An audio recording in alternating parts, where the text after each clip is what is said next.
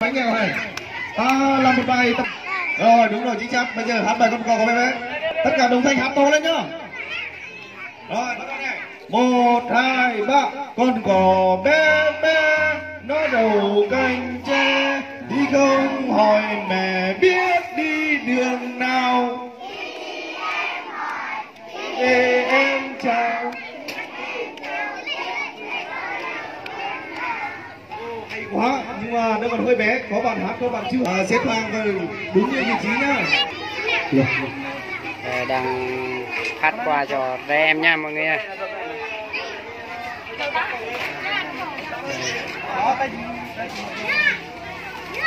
Giờ em thay mặt cho anh trai, anh Nguyên và anh Sai của anh em Thơ nữa.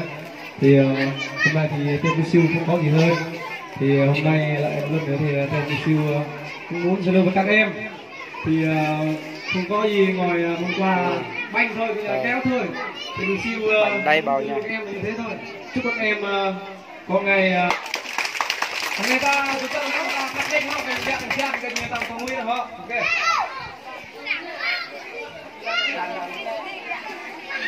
Đó.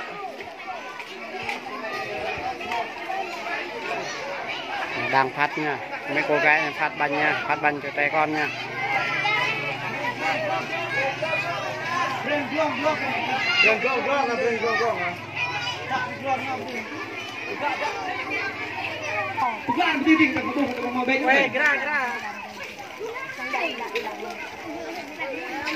Xếp hàng này.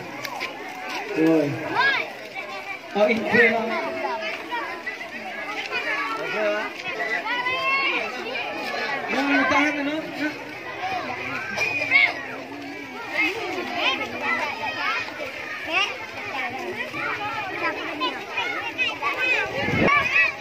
Rồi. Thì ra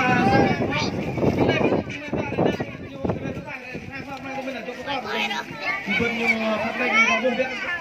Thế ta một bên thì chúng ta tối không?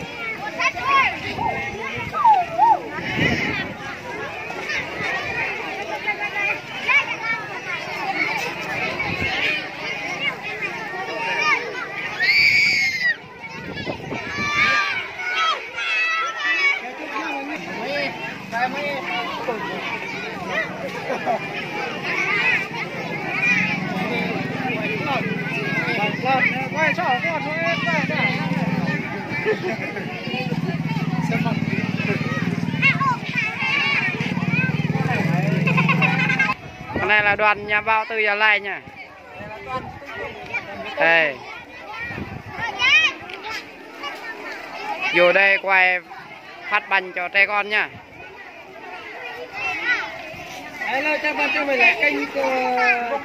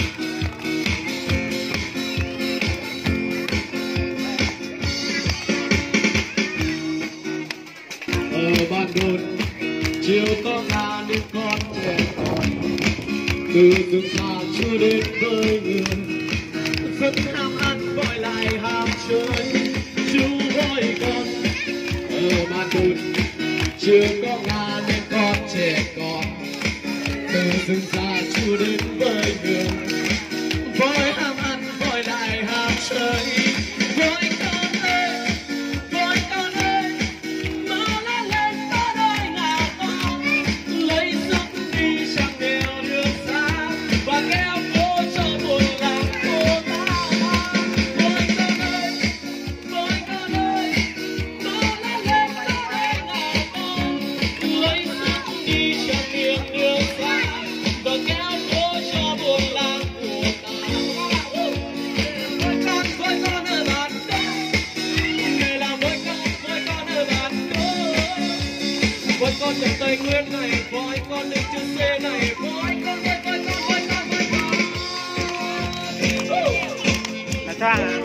choang à bây giờ là sắp mưa các bạn ơi ngàn lắm chú voi con ở bàn đồn chiều có ngà nên con trẻ con từ rừng già chú đến với người voi ham ăn voi lại ham chơi chú voi con ở bàn đồn chiều có ngà nên con trẻ con từ rừng già chú đến với người voi ham ăn voi lại ham chơi voi con ơi nó đã lên có đôi ngà con lấy sức đi chẳng miền đường xa và kéo phố cho buồn làng cô ta voi con ơi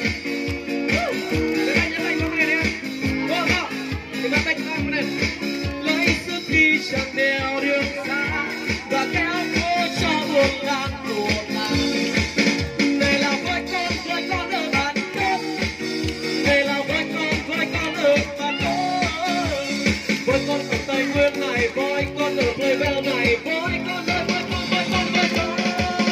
này là voi con ở bàn cốt này là voi con ở bàn cốt voi con ở Tây Nguyên này voi con ở Gia Lai này voi con ơi Dứt chú voi con bây giờ đang mưa rất là to các bạn ạ. Trong buổi hôm nay thì trời mưa không biết có thể lưu của các em như thế nào nữa nên anh em phải cố gắng để làm sao để nào mưa to em Chí đâu rồi em qua đây Chí qua đây nhảy đi Chí rồi lòng các Chí này còn gì nhảy Chí này như thế này đây thì lâu rồi cũng xuất hiện trong clip của Đức Siêu như nháy này bây giờ ai kinh nhái quá lên tao dừng cái đi dừng lại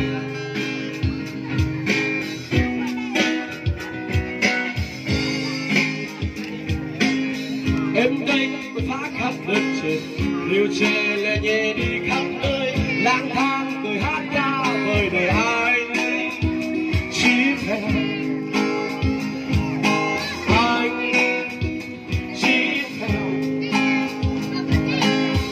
em đây chẳng biết ngang ngoan chẳng được dịu dàng lại kém duyên 30 rồi đấy vẫn chờ chồng em thì nữ em thì nữ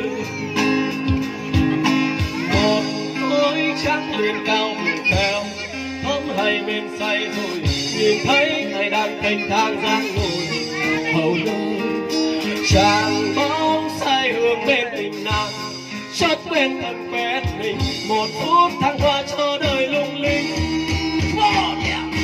ôi da anh sẽ không vội vàng phá tan nàng